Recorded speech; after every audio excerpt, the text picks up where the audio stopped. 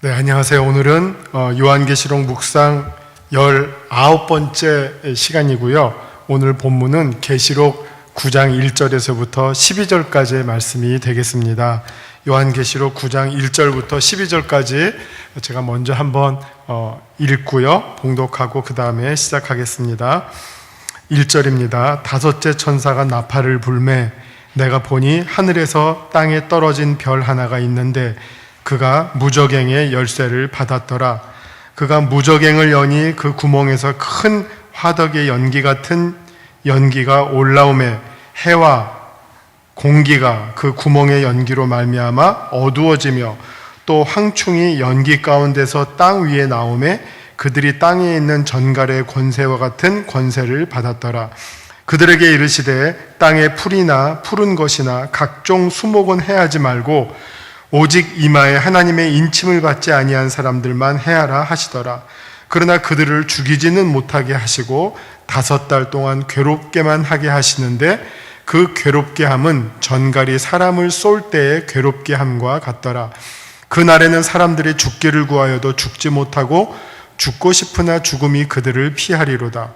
황충들의 모양은 전쟁을 위하여 준비한 말들 같고 그 머리에 금 같은 관 비슷한 것을 썼으며 그 얼굴은 사람의 얼굴 같고 그 여자의 머리털 같은 머리털이 있고 그 이빨은 사자의 이빨 같으며 또 철 호심경 같은 호심경이 있고 그 날개들의 소리는 병거와 많은 말들이 전쟁터로 달려들어가는 소리 같으며 또 전갈과 같은 꼬리와 쏘는 살이 있어 그 꼬리에는 5달 동안 사람들을 해하는 권세가 있더라.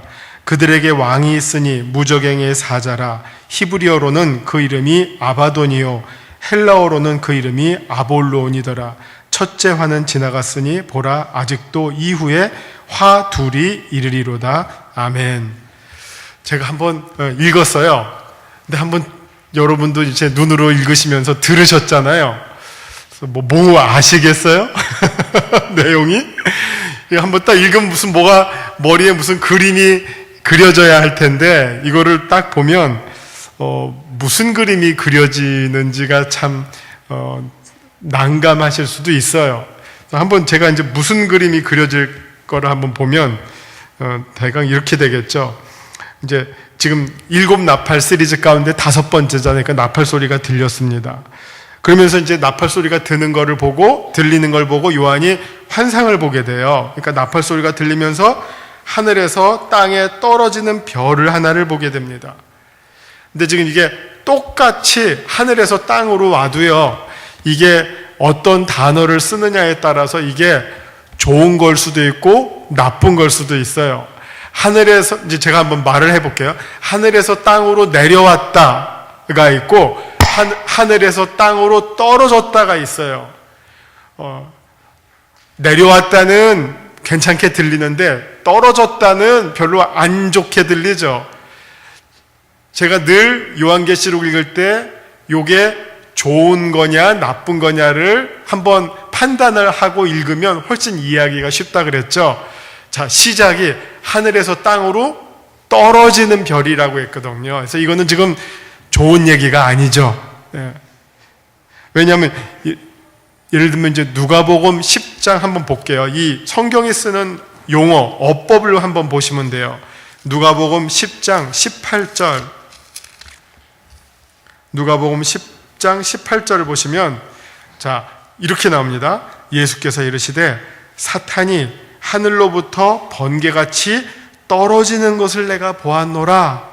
사탄이 하늘에서부터 번개같이 훅 하고 떨어졌다는 거예요. 이게 그 장면은 똑같아요. 지금 여기도 지금 보면 나팔을 불매 하늘에서 땅으로 어떤 별이 하나가 툭 떨어졌어요. 근데 그 떨어지는데 그 별이 어떤 그 힘이 있냐면은 무저갱의 열쇠를 받았다 했어요. 무저갱도 우리가 일상생활에서는 잘 안 쓰는 말이잖아요. 무저갱 무슨 뜻이겠어요? 이 어떤 큰 광산의 갱도와 같은 땅에 있는 큰 어떤 구멍인데 무저예요. 끝이 없어요. 그 끝을 알 수 없는 구멍으로 떨어졌다는 거예요. 근데 그 무적행, 땅으로 통하는 그 구멍에 열쇠를 갖고 있는 천사가, 이 악한 천사가 하늘로부터 땅으로 떨어지는 것을 보았다. 그래서 그 천사가 무적행을 딱 열었어요. 땅에 구멍을 딱 열었더니 그 구멍에서 화덕의 연기 같은 연기가 막 올라와서 그냥 하늘을 어둡게 했다. 이 무적행을 보면 뭐가 생각나세요? 화산이 생각이 나요. 요즘도 가끔 그런 거 보셨는지, 뉴스를 보시면서 그런 뉴스 보셨는지 모르겠습니다. 아이슬란드에 화산이 터져서 유럽에 이르는 비행기들이 못 날아갔어요. 화산이 터져가지고 그 화산재가 하늘을 새까맣게 뒤덮으니까 비행기가 못 날아갔다 그래요. 또 인도네시아에 있는 어떤 화산이 터져가지고 또 마찬가지예요. 그러니까 화산이라고 하는 것은 옛날 사람들이 볼 때 가장 무적행을 생각하기 제일 쉬운 그 대상이 바로 화산의 그 분출구예요. 거기서 용암이 나오는 것뿐만 아니라 끝없이 연기와 불이 쏟아져 나오면서 사람들이 그거를 볼 때 무적행을 생각하고 지옥을 생각했어요.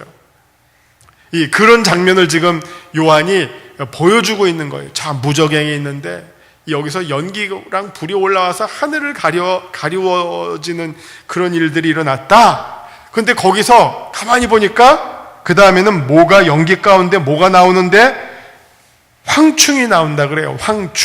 황충은 글자 그대로 누런벌레겠죠? 누런벌레. 근데 이게 옛날 성경에는 이 황충을 뭐라고 썼냐면은 메뚜기라고 했어요. 메뚜기. 아마 개역 성경에는 메뚜기라고 나왔는데 개역 개정에서는 황충으로 바꾼 것 같아요. 사실은 이게 그 화산 그 용암 분출구에서 메뚜기가 튀어나올 수가 없겠죠. 그런데 이제 메뚜기 같은 게 튀어나와요.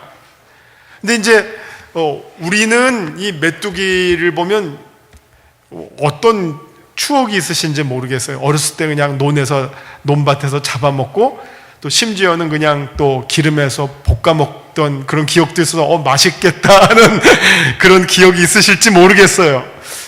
저는 서울에서 자라서 메뚜기를 별로 못 먹었는데 제 기억에 초등학교 때 어떤 친구가 메뚜기를 튀겨서 도시락을 반찬을 싸온 친구를 보고 신기해서 그때 먹었더니 바삭바삭하고 고소하고 맛있더라고요. 웬만한 거 튀기면 다 맛있잖아요. 그런 기억이 나서 별로 메뚜기에 대해서 두려운 마음이 없거든요. 그런데 혹시 여러분 옛날에 막 그 책을 읽으실 때 펄벅의 대지라고 하는 소설을 읽으신 분이 계신지 모르겠는데요. 펄벅의 대지를 보면 이 펄벅이 미국 여자인데 중국 선교사 아버지가 중국 선교사라서 중국에서 자랐어요. 공산화되기 직전에 중국에서 자랐어요. 그래서 이 여자가 중국에서의 경험이 있어요. 근데 중국만 해도 대륙이 어마어마하잖아요. 거기에는 가끔 메뚜기 떼가 휩쓸고 지나갔던 것 같아요.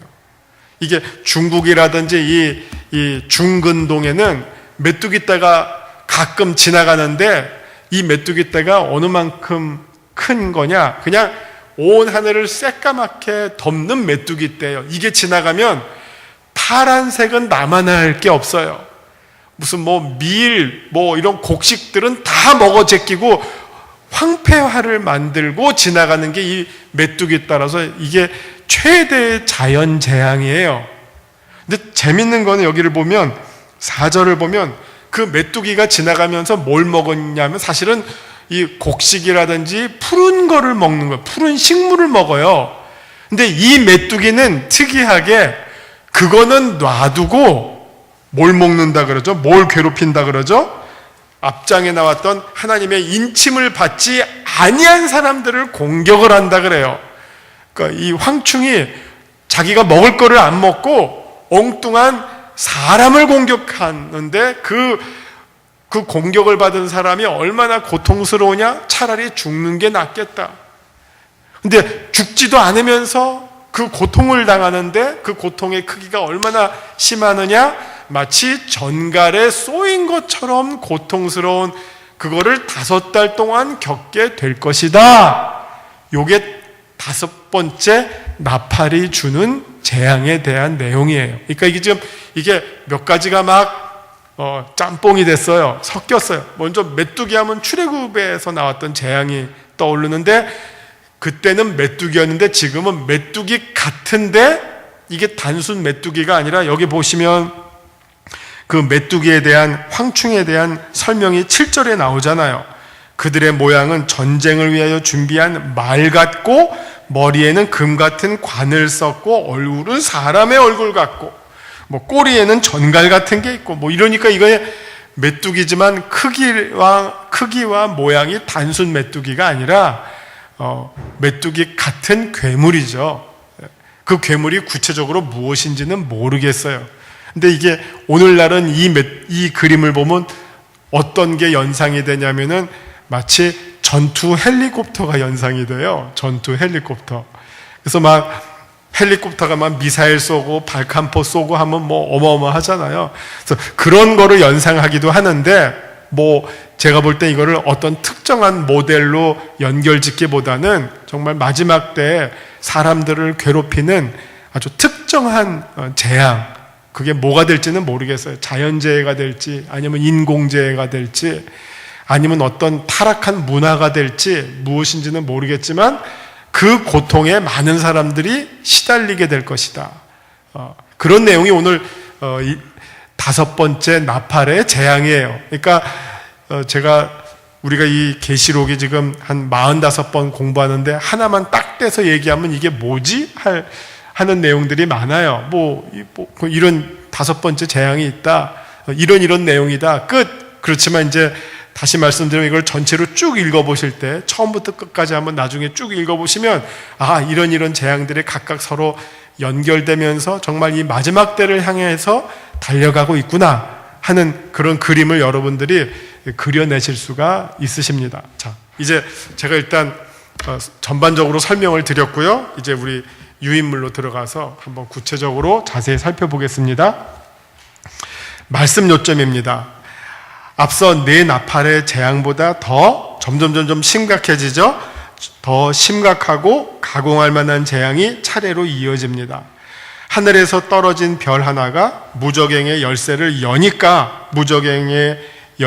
여니까 그 구멍으로부터 황충들, 정말 아주 징그러운 벌레들이 올라와서 누구를 공격하냐? 이마에 하나님의 인침을 받지 아니한 사람들을 공격한다 그랬어요. 그 인침받는 사람들에 대한 수는 앞선 계시록 7장에 나왔죠. 7장에 인침을, 이 7번의 나팔 시리즈 시작하기 전에 하나님이 구별을 해놓았어요. 이마에 인침을 받은 사람들은 이 화로부터 건들지 마라 하는 그 사람들에 대해서만 피하고, 나머지 사람들에 대해서 이 무저갱으로부터 나온 황충들이 공격을 했는데, 이 황충들에게 이름이 있는데 그 이름이 뭐냐? 아바돈 혹은 아볼론인데, 그 뜻은 파괴자라는 뜻이에요. 파괴자.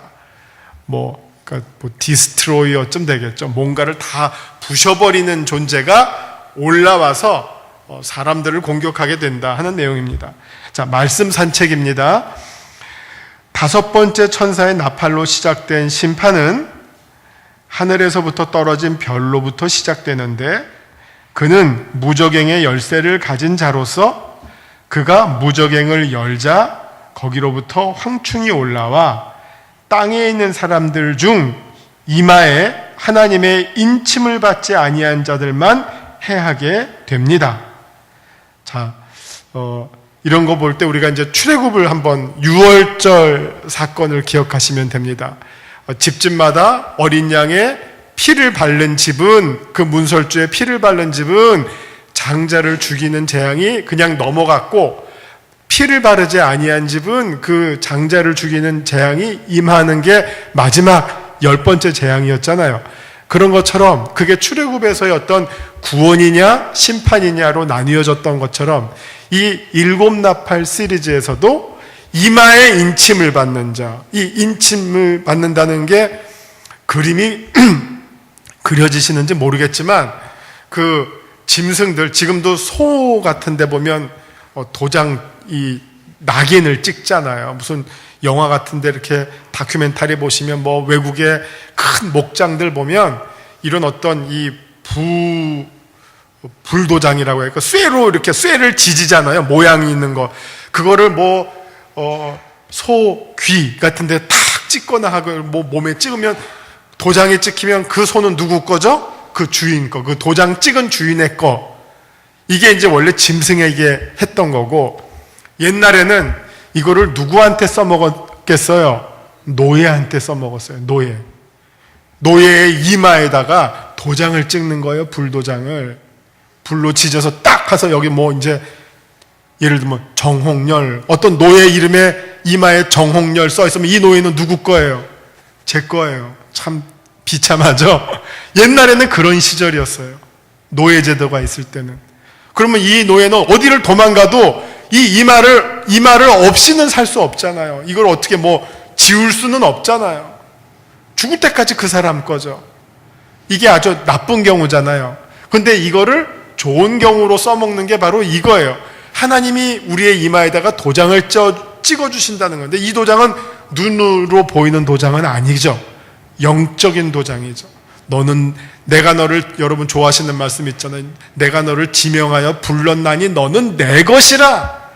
하나님께서 우리를 향해서 너는 내 거야 하고 이마에 도장을 찍어준 그 사람들은 이 황충이 못 건드리고 피해가고, 그 도장을 받지 아니한 사람들은 공격을 받아서 괴롭힘을 당하고, 이게 지금 5번째 나팔이 주는 재앙의 내용이라는 겁니다.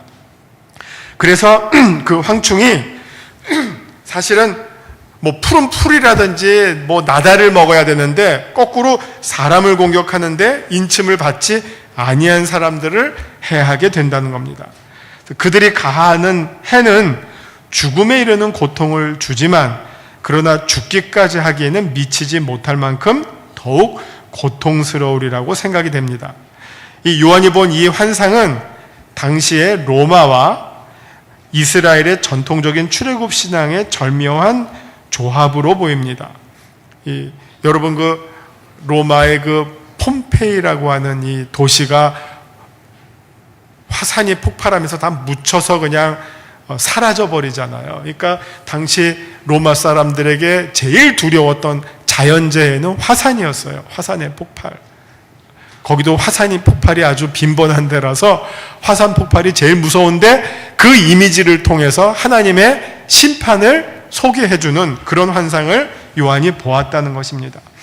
자, 무적행으로 연상되는 것은 당시 로마의 질비한 공포의 대상인 화산의 분화구를 연상시키고, 당시 로마인들은 그로부터 지옥과 연결된다고 생각했었습니다. 그로부터 연기처럼 등장한 황충은 출애굽기 9장 8절과 9절에 등장하는 메뚜기로 연결되어서 고대 사회에서 추수할 온 들판을 먹어치우고 황폐화시켰던 최악의 자연적 재앙을 연상시킵니다. 이들이 가져온 재앙의 크기를 성경은 그날에는 사람들이 죽기를 구하여도 죽지 못하고 죽고 싶으나 죽음이 그들을 피하리로다 라고 말할 정도입니다. 뭐 너무 괴로우면 차라리 죽는 게 낫겠다라고 싶은데 그마저도 되지 않는 그런 극심한 고통이 사람들을 괴롭히고 있다는 것입니다.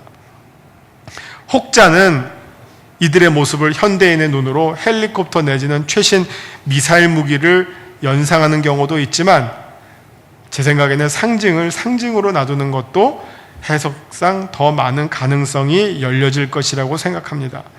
현대인을 위협하는 무기도 가능하지만 역설적으로 당시의 로마 사회를 내부로부터 좀먹어 들어갔던 도덕적 타락과 연결지어 해석하는 것도 역시 가능한 해석이라고 여겨집니다. 사실 로마가 외침으로 무너지지만 더 중요한 것은 안으로부터의 도덕적 타락, 이게 사람이 잘 먹고 잘 살게 되면 그 다음에는 즐기는 걸로 이 관심이 바뀌면서 점점 타락하게 되죠. 그래서 로마의 패망의 제일 큰 원인은 안으로부터의 타락이죠. 뭐 얼마만큼 타락했는지 요즘 뭐 관광을 보면 당시의 유적지들을 보시면 얼마만큼 타락했는지를 보실 수가 있습니다. 마찬가지로 오늘날 현대인들을 타락하게 하는 막강한 물질주의적 세속화의 유혹 역시 하나님을 인정하지 않는 자들에게는 치명적인 위협이 될 것입니다. 뉴스를 보니까 미국의 LA가 올해부터 대마초를 합법화한대요. 그러면 이제 수많은 사람들이 또 대마초에 노출이 돼도 그게 죄로 여겨지지를 않는 세상이 되잖아요. 너무 익숙한 담배 피우는 것처럼 대마초를 피우게 되면 많은 청소년들이 거기에 노출이 될 것이고 거기에 중독이 되면 건강한 삶을 살 수가 없잖아요. 이런 것처럼 이 세속화의 물결, 어떻게 보면 향락주의와 쾌락주의의 물결 혹은 물질 만능주의의 물결이 어떻게 보면 제일 인간을 파멸시키는 파괴자의 역할을 하죠. 사람을 사람답지 못하게 사는 제일 큰 위협이 뭐겠어요? 물질이죠. 물질의 노예가 될 때는 사람이 부모도 눈에 보이는 게 없잖아요. 자식이 부모를 죽이는 경우가 어떤 경우예요? 유산 때문에 죽이고 이런 거 나오지 않습니까? 사람을 짐승보다도 더 못한 존재로 만드는 것이 물질인데 이런 어떤 물질주의의 이 유혹 앞에 현대인들이 그대로 노출되어 있다면 이것이 7번째 재앙 가운데 5번째 해당하는 그런 위험한 재앙이 될 수도 있다는 말씀입니다. 이들의 이름이 파괴자라고 하는 뜻을 가진 아바돈 혹은 아볼론이라고 하는 사실은 반대로 예수님은 어린 양은 우리에게 구원자가 되시잖아요. 살려주시는 분인 반면에 이 5번째 나팔로 인한 재앙은 우리를 파괴하는 자라는 대비적인 존재로 우리에게 드러나고 있죠. 극적인 이름을 소개해주고 있습니다. 그러나 마지막으로 이들이 가져온 재앙이 죽음으로 끝나지 않는다는 사실 속에 우리는 소망과 함께 두려움을 갖게 됩니다. 우리가 이걸 보면서 회개해야 되겠구나. 주님께로 돌아와야 되겠구나. 바르고 깨끗한 삶을 내가 열심히 살아야 되겠구나 하는 도전과 경고를 받게 됩니다. 하나님은 이 재앙을 통해서 끝까지 한 사람이라도 주님께로 돌아서기를 기다리고 계십니다. 만약 이 황충의 재앙을 통해서 그냥 이마에 인을 받지 않은 사람이 다 심판받고 죽어버렸어요. 그러면 끝이잖아요. 더 이상 회개할 기회가 없잖아요. 그러나 이들이 괴롭힘은 당하지만 고난은 당하지만 죽지는 않는다는 사실이 무엇을 우리들에게 말해줍니까? 고난을 통해서 주님께로 돌아올 수 있는 마지막 기회가 아직 남아있다고 하는 것이죠. 이게 고난이 우리에게 주는 유익이죠. 믿는 사람들도 고난을 당할 때 주님께로 더 가까이 돌아갈 수 있는 기회를 우리가 얻게 되는 것처럼 믿지 않는 사람들도 고난을 통해서 주님께로 돌아올 수 있는 기회가 마지막으로 주어진다는 사실을 우리가 이 5번째 나팔의 재앙을 통해서 보게 됩니다. 내게 주시는 교훈을 보겠습니다. 5번째 재앙이 이마에 하나님의 인침을 받지 아니한 자들에게 미친다는 사실은 한편으로는 하나님의 자녀된 우리에게는 무한한 위로와 소망을 줍니다. 우리를 그 재앙으로부터 보호해 주시기 때문에 우리에게 위로가 되죠. 그러나 다른 한편 우리는 스스로 자신을 돌이켜보면서 과연 내가 하나님의 인치심을 받은 자이며 그에 합당한 삶을 살고 있는지 스스로 돌아보아야 할 것입니다. 혹 이마에 인쳐진 표가 지워지지 않는 하나님의 확실한 구원의 표라는 사실만 믿고 그에 합당한 삶의 열매를 맺고 살지 않고 있다면 우리는 얼른 그런 삶으로부터 돌이켜서 하나님의 자녀다운 삶으로 회복해야 할 것입니다. 뿐만 아니라 이마에 하나님의 인치심을 받지 아니한 자들을 위협하는 황충의 공격에 우리도 흔들리지 않고 미혹당하지 않도록 더욱 깨어서 기도해야 할 것입니다. 아까 제가 말씀드린 것처럼 이 이마에 인침을 받는다는 것은 여기에 불로 지지는 거 아니에요. 이건 지워지지 않는 표가 되거든요. 그 사실이 우리들에게는 어떤 소망을 줍니까? 한번 하나님의 자녀가 된 사람들을 하나님께서 끝까지 버리지 아니하신다. 하나님의 신실하심을 보게 되잖아. 이거를 신학 용어로는 성도의 견인이라 그래요. 하나님께서 성도들을 굳건하게 인도해 주신다. 언제까지? 끝까지. 이게 바로 인침이 우리들에게 주는 아주 중요한 메시지죠. 하나님께서 너는 내 것이다 라고 지명하여 불러주신 사람들을 하나님은 절대로 버리시지 아니하신다. 로마서 8장 끝에도 뭐라고 그랬죠? 우리를 우리 주 예수 그리스도 예수 안에 있는 사랑으로, 하나님의 사랑으로부터 끊을 자가 없도다. 이게 바로 하나님의 인치심이 우리에게 주는 효과고 유익입니다. 그래서 어느 누구도 우리를 하나님으로부터 끊을 자가 없다라고 하는 사실이 바로 하나님의 인침을 받은 자가 누리게 되는 특권이에요. 그래서 우리가 사모할 것은 하나님 저를 하나님의 것으로 불러주시고 하나님의 것으로 삼아주시옵소서. 제가 기꺼이 하나님을 향해서 나의 주님이라고 부르고 주님이라고 고백하겠습니다. 저는 주님의 것입니다. 하나님은 나의 하나님이고 나는 주님의 것입니다. 이런 관계가 성립이 된 사람들이 어떤 사람입니까? 하나님의 인치심을 받은 자들이에요. 이거는 여호와 증인만 좋아하는 게 아니라 원래 성경이 우리들에게 주시는 말씀이에요. 이걸 여호와 증인들이 너무 자기들이 끌고 가서 자기들의 것이라고 주장하지만 이건 원래 우리들의 것이에요. 그래서 이 말씀으로 여러분들 큰 힘과 용기를 받으시고 새해는 더욱더 이 하나님의 인치심을 사모하고 굳건히 유지하시는 귀한 성도님들 되시기를 주님의 이름으로 축원합니다. 기도하겠습니다. 주여, 우는 사자와 같이 지금 이 시간에도 삼킬 자를 찾고 있는 사탄의 공격으로부터 우리가 피할 수 있도록 우리로 하여금 깨어 기도하는 자 되게 하여 주옵소서. 주님께서 우리를 향하여 정말 영원히 지워지지 않는 하나님의 인치심을 저희들에게 주게 하시고 그 인치심을 사모하는 저희들 되게 하여 주시옵소서. 예수님 이름으로 기도합니다. 아멘.